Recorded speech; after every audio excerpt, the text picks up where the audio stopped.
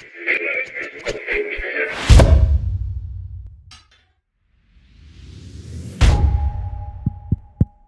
this thing on?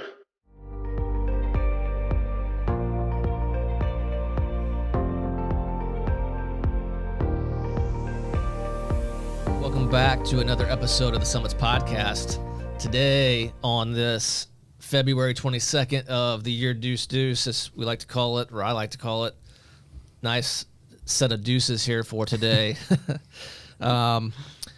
We are joined today by none other than Mr. James Hinshaw, a proud Heroes Foundation board member who we appreciate for all of his time and support. But he's not here in a board capacity today. He's here to talk about his cancer story, and we will get into that here shortly. Mr. Hinshaw, welcome to the Summits Podcast. Thanks for having me.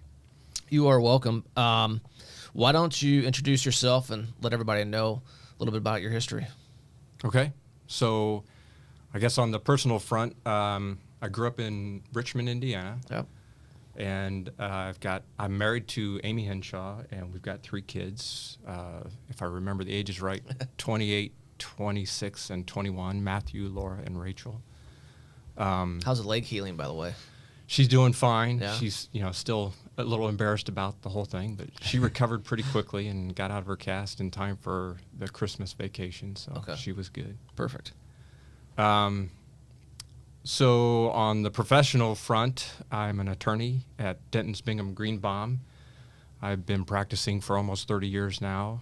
I started with a firm, Bingham, Summers, Welsh, and Spillman, and have pretty much been with that firm since 1992, although there's different names now. Associated with it over the years. Different combinations, and now we're part of the largest law firm in the world with the Denton's platform.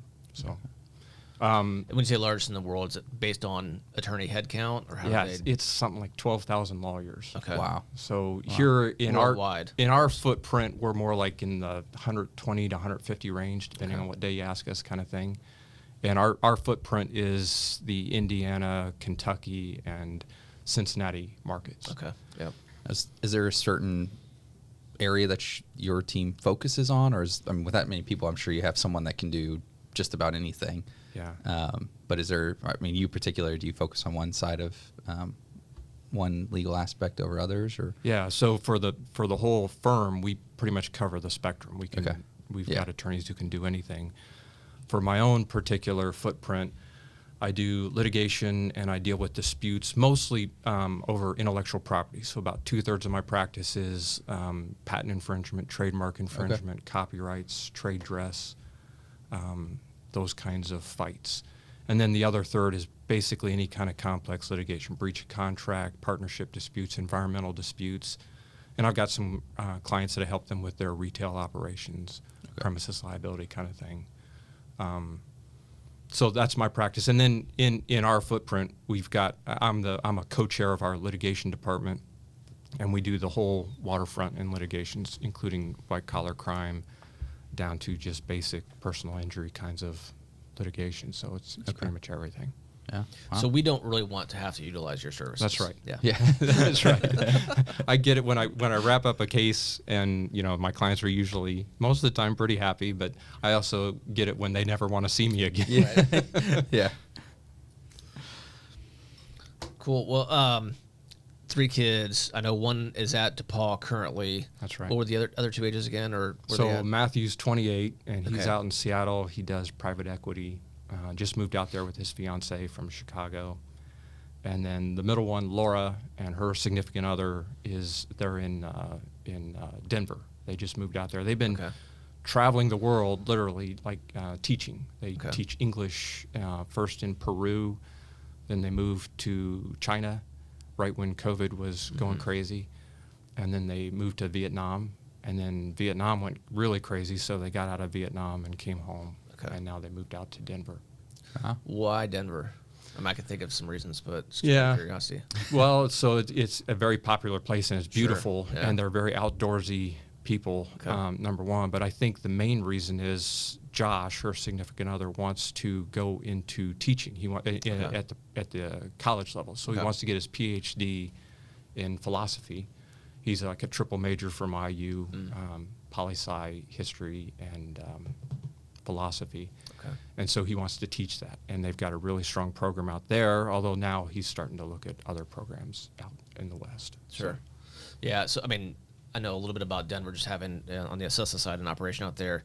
That market is exploding. Right. Obviously, you have an influx of people from the West Coast coming in to places like Salt Lake City and Denver and whatnot, but still have a large movement out of college, younger folks, outdoorsy, active lifestyle folks wanting to move out there, and it's between the two. It just, the infrastructure is not kept up, which is too bad. But it's blown up from a market standpoint. Housing prices have skyrocketed. So if you've owned a house there for 15 years, in good shape, doing pretty good. I was out there like 2 years ago on business, and I was talking to the Uber driver on the way to the place I was working, and we were talking about that. The radio broadcast was just repeating the story of basically, if you've got any kind of emergency situation, don't call 911 because we can't get to you. Yeah. You only call 911 if it's X, Y, and Z, which is life and death kind of things. Okay.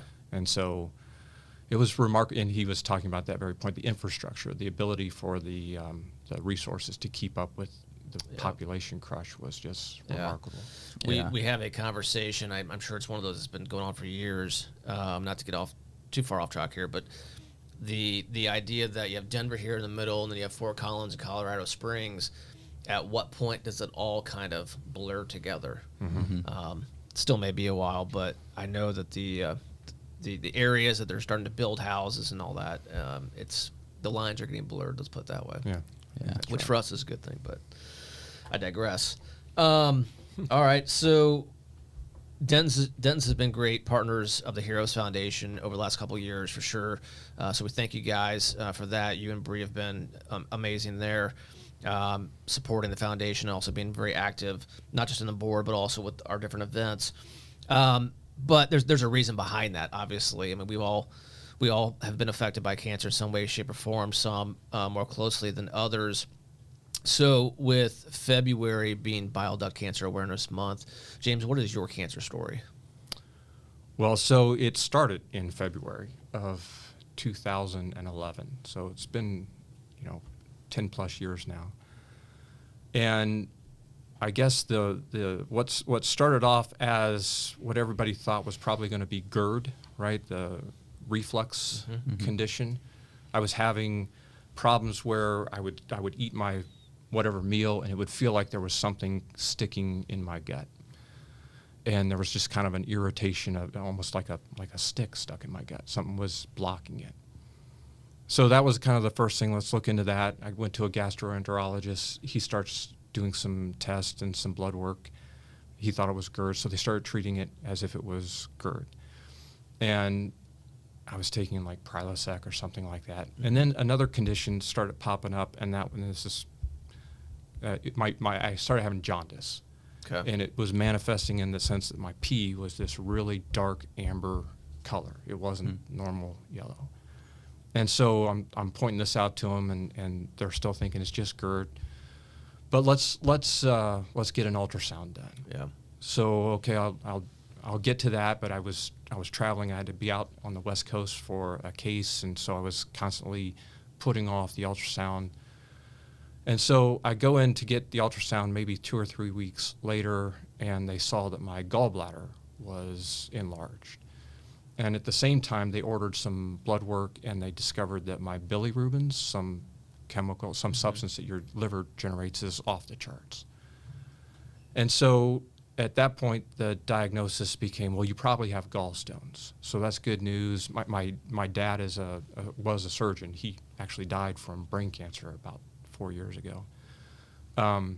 So I'm talking him constantly through what's going on, and he's my own personal consultant on these things. And that's good news. We can deal with gallstones. That's an easy fix. Remove the gallbladder. And so the first step then was I switched to a different gastroenterologist, a guy named Dr. Dan Cha-Cha. He's out of Community North, and he's fantastic. He saved my life. He starts looking at it, and he does what's called an EUS, which is basically an endoscope ultrasound. to go in, and the idea was that he could literally remove with a mechanical device the gallstones and stop the blockage of the gallbladder. Only he gets in there and there's no gallstones. And what he sees with the ultrasound was a thing called shelving, which is just basically, like a box shape in the middle of my bile duct. And so the shelving of the box shape in the middle is what he's looking at it, and he's talking to my dad. And I remember coming out of the anesthesia for this, and everybody's got this look on their face, and they're talking about cancer all of a sudden, and don't know for sure. We need to do some biopsy to make sure, but that's the first time I heard the word cancer.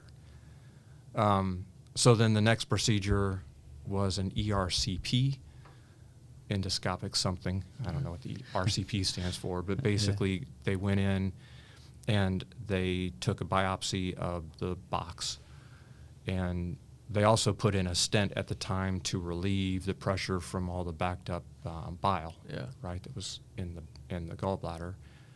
And then a couple weeks later, I get the diagnosis that, in fact, it's cancer. So at that point, it had to have been in mid to late March when all of this is coming together. So looking at bile duct cancer and trying to figure out what that's all about, I just remember having conversations with my dad, and my dad was pretty low key. He doesn't get worked up about anything, and he was pretty emotional in telling me, yeah, this is not good. He's looking at the statistics, and I don't know what they are now, but at the time it was like 15 to 20% survival rate. So 20 to 85, or I'm sorry, 20 to 15% survive, 80 to 85 don't make it. Right. Yeah. And so it's pretty alarming. This is not your average bear kind of thing, right? So we start doing the research on, well, what's the path to victory look like? How do you fight this thing? And pretty much the universal, this is the best chance of fighting it, is to undergo a surgery that's called the Whipple surgery. Don't squeeze the Charmin. Yeah. That may be too old for you, the reference for you. But I remember. Yeah, there was an old commercial about Charmin toilet paper where Mr. Whipple would say, "Don't squeeze the Charmin." Okay. I only remember the bears. So, oh yeah. So this was named after some famous surgeon who developed this procedure, Dr. Whipple. And I guess short of a organ transplant, it's the most complicated surgery. It's like an 8-hour surgery where they basically cut you open and gut you, and they take out a bunch of organs, and then they replumb you and stitch you back up. And so you lose part of your stomach, you lose the duodenum, you lose your gallbladder, you lose the common bile duct, and you lose most of your pancreas. And then they, like I said, they replumb you and make all kinds of new connections. So that's the path to your best chance of fighting it, and even then, your odds really kind of suck. So okay, well, where can we get this done? My dad had actually done a couple of these, but he's like, no, you need to go to a place where they do this, they do a lot of it, and they're experts at it. Yeah. Okay, well, where is that? Well, one of the things that is a big message for me, or big takeaway from this, is always count your blessings, don't count your woes. And so one of the big blessings is right here in our backyard at Simon Cancer Center. We're two of the most preeminent Whipple surgeons in the country. People travel all over the world to come see these guys. Wow. And so we're right on the eve of spring break. We're kind of in this, mad dash for what's the solution? How do we fight this? Can we get this lined up? And my dad knew some folks at IU and talked to them and narrowed it down to these are the two best choices. So we went and we talked to Dr. Tom Howard, and he's like, "What's your availability next week?" Well, we were supposed to be on spring break, but we canceled spring break and went in for the surgery. And that was April 4, the day of the Butler UConn basketball men's Final Four championship game. Mm-hmm. I remember coming out of the surgery and seeing it in the recovery room. I don't remember anything about the game beyond that. But I do remember kind of watching it. But, went in that morning and came out that night and had the surgery. It was successful. I guess from there, there's it's typically a 2-week recovery period in the hospital. So I was in for 2 weeks, had some complications like my stomach shut down. So you can't eat food. Your stomach basically becomes paralyzed. And so they had to feed me through a tube in the arm. And then there were some infections at the juncture sites where they reconnected me. But pretty much went as planned and recovered just fine. They sent me home for about 2 months, I think it was. I recovered physically from the surgery. I lost, I was 60, 70 pounds. I weighed 210 and I got down to 160 or so, whatever that math is, 60 pounds. So at that point, then we start the chemo, and they do a combination where they line you up for chemo for a month or two and kind of prime the area, and then do radiation on a daily basis. So it was What area were they radiating in? Well, it's a good question. I asked the same because everything's gone, right? Yeah. And so what are you aiming at? And the concept was to just kind of sweep the bed, is what they kept calling it, where the tumor and all these organs were. The reason they had to do that was the tumor had spread. It had gone out of my bile duct, and it had gone into the duodenum, and it had spread to my lymph nodes. Okay. So hence we got to do the chemo. We got to kind of cover the whole bed. Mm-hmm. And so I think it was maybe a month and a couple weeks of the radiation on a daily basis. The chemo itself was once a week. It was gemcitabine, and I had allergic reactions to the chemo for a while, so they had to treat that for a while. But it was my routine was basically until November, so May to November was my treatment. Wow. And I would go in on a Monday. They'd do all the blood work, make sure I was okay. They'd give me the chemo. I'd go into work. On Tuesday, I'd go into work, more for just kind of getting my mind off of things.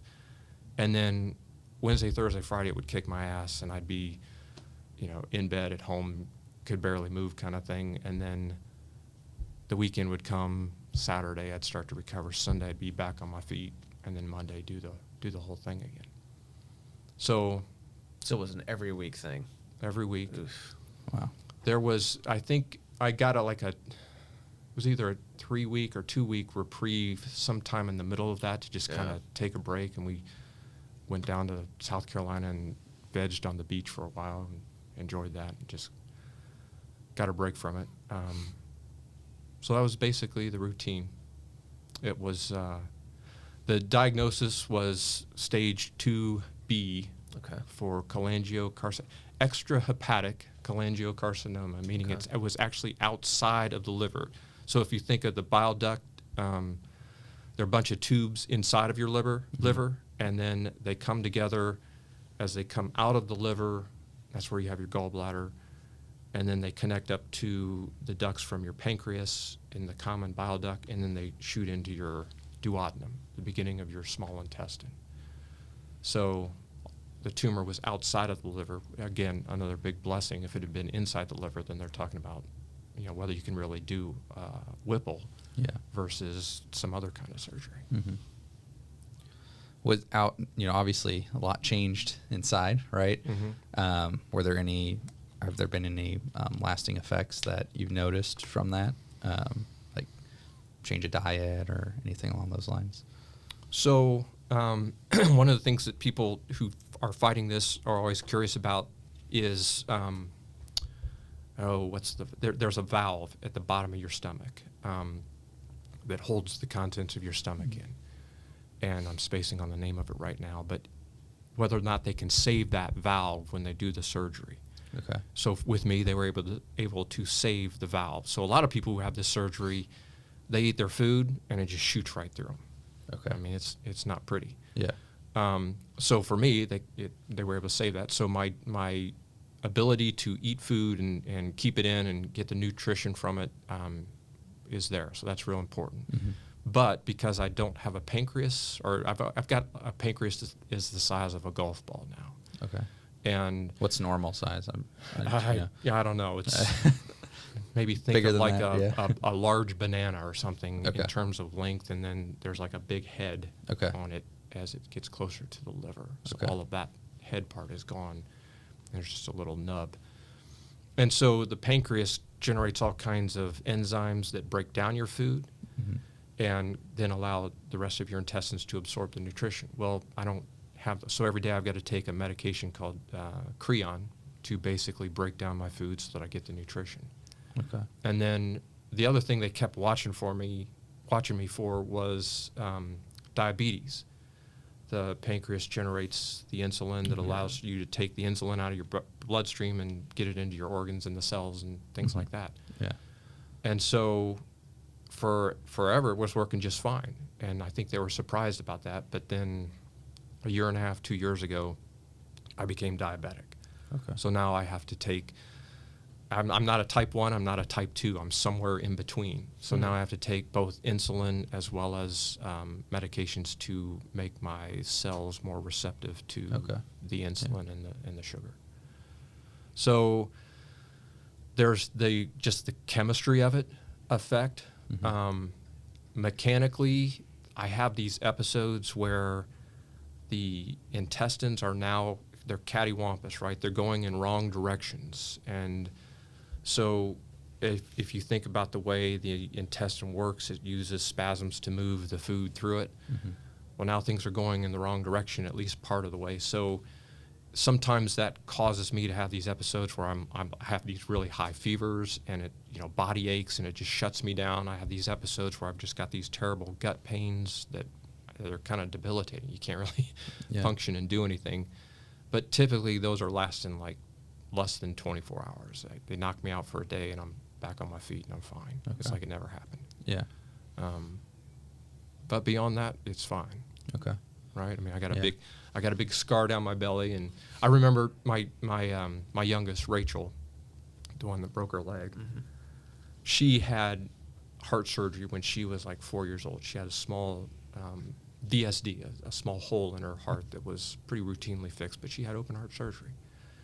And when we broke the news to the kids, the older two were crying and, all emotional. I'm getting emotional thinking of it.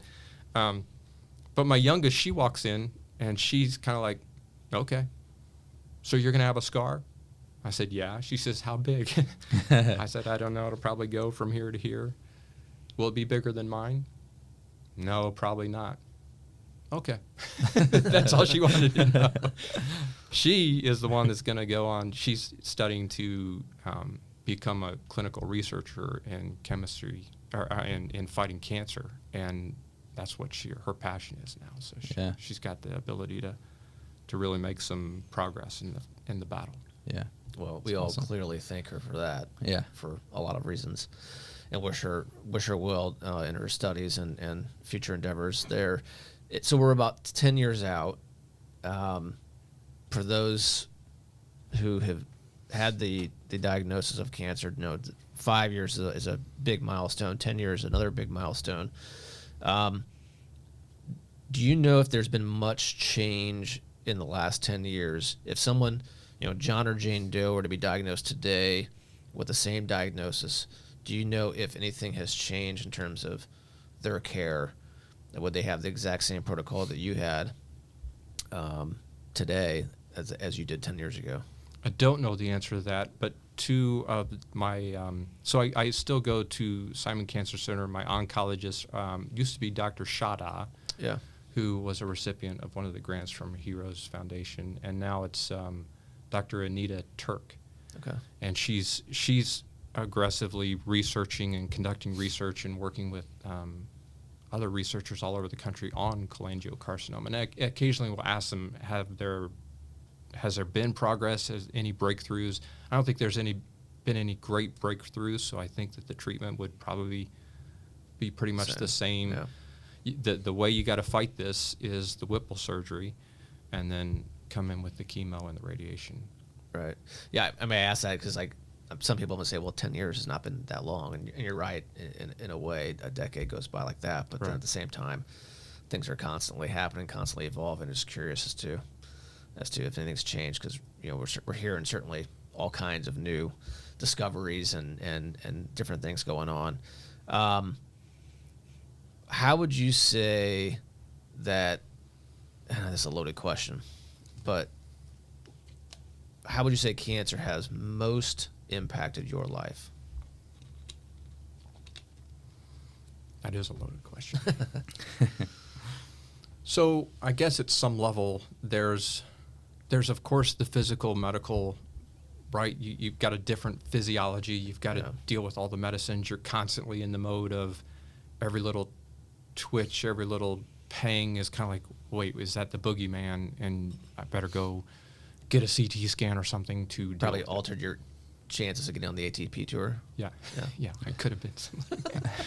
No, I never could have been on that tour. But the other way I think it really affects you, and I think it's kind of weird to think of it this way and say it, but I still believe it, is that it's some way it's kind of a blessing in that it makes you appreciate what you've got. And like I said earlier, I'm a big believer in you count your blessings. And I think so much about your battle with cancer is your attitude. And at some level, I even think of it as an attitude of gratitude, right? You're constantly thinking about, and I think it's real important to articulate your appreciation for what you've got and to actually say thank you. And whether you're just saying thank you to yourself, whether you're saying thank you to the universe, whether you're saying thank you to God, which is my path, is to say that and articulate. So I remember, like, kind of coming out of that fog of all of the pain medications and the anesthesia fog 10 plus years ago, and just sitting outside on my back deck, being thankful I could hear birds, being thankful I could feel the sunshine, the warmth of the sunshine on my skin, being thankful I could feel the breeze in the spring, blowing across me, and just count your blessings and build from there, from the just basic sensations to all of the things that are really important in your life, your family, your love, the resources that you have, the fact that you've got medical insurance that can take you, the fact that you've got, some of the world-class physicians and treatment centers here in our backyard. Just being sure to articulate that every day. So I think at some level, that is something I do every day. Every day I say a prayer and I walk through my blessings and I say thank you. I think that it also makes you think about your priorities, right? I mean, so I'm an attorney. There's a lot of demands on my time, and I love it. And I love doing what I do, and I've loved it for a long time. But I also think, man, I don't know if I want to be that 70-year-old partner shuffling around my law firm still doing this. I think about, man, there's so many other things that I want to be doing and enjoying and experiencing. My wife, who was a huge help to me throughout this whole process, emotionally, kind of education-wise. I mean, she's always there at my side, talking me through, translating what the hell did that doctor just say to me, or I don't understand what he just said. So she and I are constantly thinking about, well, what are we going to do, and how much longer are we going to be in our professions and keep doing what we're doing versus let's go travel the country, let's go travel the world, let's go do these things, spend time with our children, see this wonderful garden that God's created for us, and go in and enjoy it. So there's a philosophical change too, right? I think I guess the other part of it too is not just going and seeing things or doing things, but it's being with other people, connecting, right? And I guess that's another blessing from cancer. If you think about, basically you get this message, and I always think of it as kind of like a stun grenade. You know, you see the movies, not that I've ever experienced a stun grenade other than in the movies, but you see the movies where the stun grenade gets thrown in the room and there's this explosion and everything goes silent except for the humming in your ears, and you see the voices or the mouth moving, but you can't really hear anything. That's kind of what the initial impact of that cancer diagnosis has been. But as you get through that, as you fight the physical fight, you start to realize that this is a much different creature than, say, hey, I got hit by a car and I'm gone. I now have the blessing of time. I have the time to spend with my wife, with my children, with my mom, with my dad, with my brother, my sister, with my family, with all my friends. I mean, it was kind of remarkable, the number of friends who kind of came from all over the country to make it back to Indianapolis or Richmond to just kind of say, hey, let's get together and let's reconnect. And, you know, at the time you don't know what your path is, right? You're still basically on that 80% don't make it kind of mentality. So you get that time to connect, reconnect, reminisce, and at some level let people know that you love them and that they love you. So it's a blessing in that sense that, you know, unlike the car crash where somebody's just gone, you don't get that time. Yeah. So. Yeah. Well, then that begs another loaded question. So let's fast forward, and I'm not going to put a timeline on this by any means, but let's say the day comes, you're like, okay, I'm done being an attorney. It's time to retire or reinvent myself. What are you going to do? You're not going to sit at home. Your wife, I mean, God love her. She loves you. She loves hanging out with you, but she doesn't want you at home 40 hours a week. I'm speaking on her behalf. You've been talking to her, haven't you? She told you this. I think most of our wives feel this way. Yeah. So then what though? I mean, is it you know, yeah, it's travel and do all that, but like a typical week, whether you're living here, or you've bought the place in Sanibel or wherever you may be, is it teaching tennis? Is it I don't know what does that look like? I plan to just sit in my lounger and drink beer and watch football. Isn't that, no, that's fair. Yeah, no, it's a great question, and I don't have an answer for it. Yeah, and that is the big question: is what next? Because it is not just sit around and do nothing. It is not just hey, we're going to go and to these different places and sit around and do nothing. Yeah, well, we've seen too many people who choose the sit around and do nothing, and I'm not going to put everybody in the paint a broad brush, but it doesn't usually end very well. Yeah. It doesn't mean that they have a long, fulfilling retirement typically. Yeah. And I would not expect you to be one of those people to do that. So, yeah, I'm just curious what that might look like. I don't know yet. I don't. But it is something that, you know, fortunately you can. I'm a personality type that I got to be doing something. Yep. Right. And I guess one of the things that I've learned is how important it is, having been on the receiving end of people who give me their heart, give me their time, watch out for me and care for me, is how do I reciprocate that? Yeah. And do it in a meaningful way. So I don't know what that is. I don't think anybody would pay me to teach them how to play tennis, though. Well, you gotta have some patience. I'm not a racket sports guy. Nothing against it. I just never got into it for whatever reason. I was telling you earlier, my dad played tennis in college, and I never.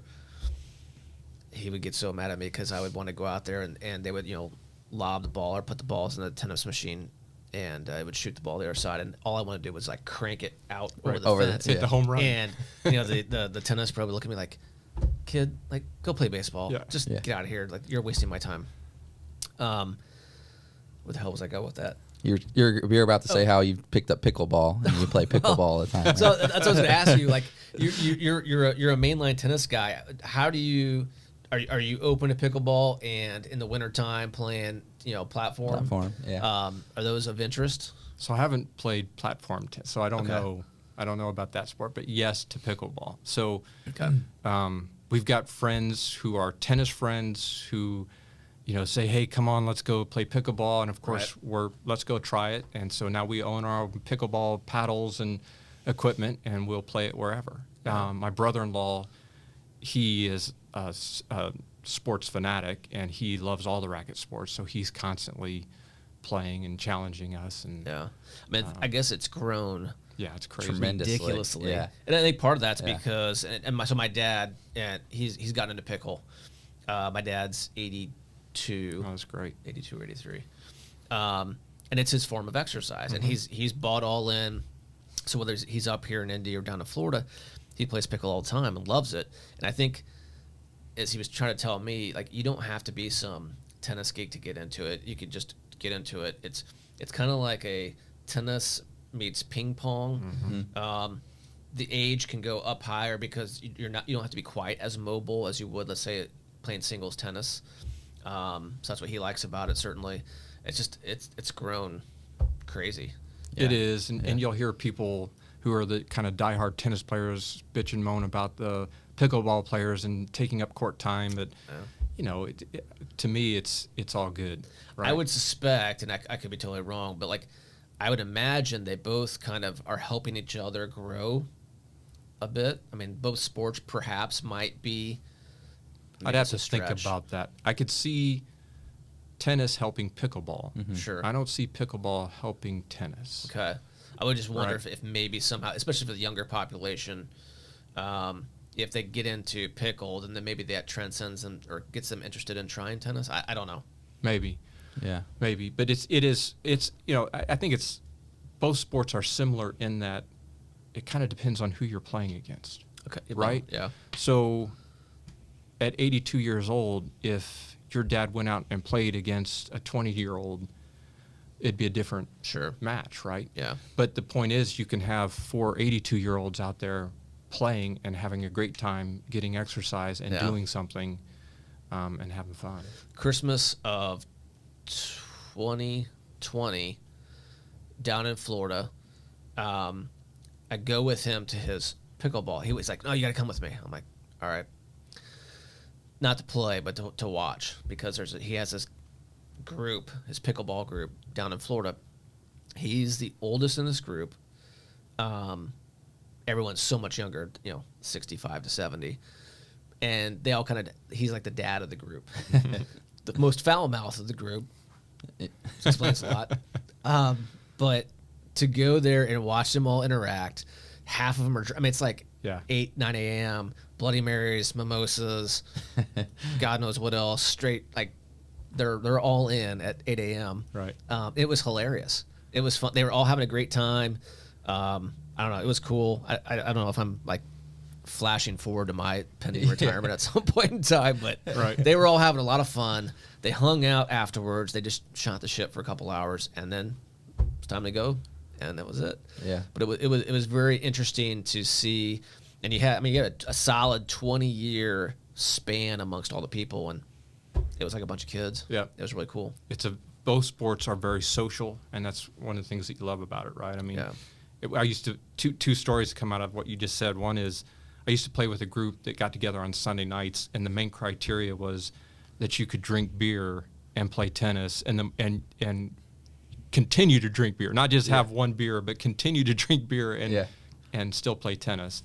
And if you couldn't cut it, then you weren't necessarily invited back.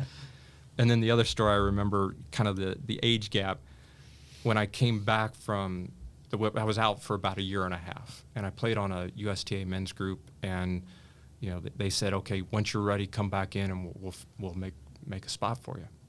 So of course I get put on, number 3 doubles, and I get paired up with a guy who is a great tennis player, but he had a heart attack, and he had a bypass, so he had surgery on his heart. So he and I get paired up on 3 dubs on the men's team, and Rich Thrapp is his name, and he used to crack me up because we'd play in this league, and we'd be playing 25-year-old guys at a 3-5 level, which is mid below average kind of tennis player. And when we won, Rich just loved to make the ceremony of walking over, shaking the guys, hey, you guys did a great job. And just wanted to let you know that they call us the miracle team. I had open heart surgery, and Hinshaw had, abdominal surgery a year ago, but you guys played all right. Nice. Yeah. Rub it in a little bit. That's always good. It was fun. Yeah. Great timing. Speaking of sports, here we are, end of February, March 1st, the Fit for Heroes 2022 campaign kicks off. So, if you're into racket sports and want to do a little good to promote cancer prevention and benefit the Indiana cancer community, you can start your own personal campaign either at Fit for Heroes, that's Fit, the number 4, Heroes, HEROES.org, and sign up and start your own team or your own campaign, or just go to the Heroes Foundation website and go to the events page, and you can find everything there. Great thing about Fit for Heroes is you call what your activity is.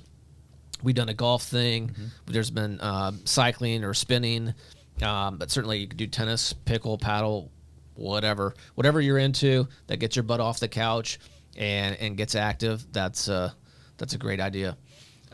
James, thank you for joining us today. Mm-hmm. We thank you for being here. We thank you for your continued support, not only being on the board, but supporting the foundation in general. Thank you to your firm, Denton's, for being a great corporate partner of ours. And thanks for being a friend.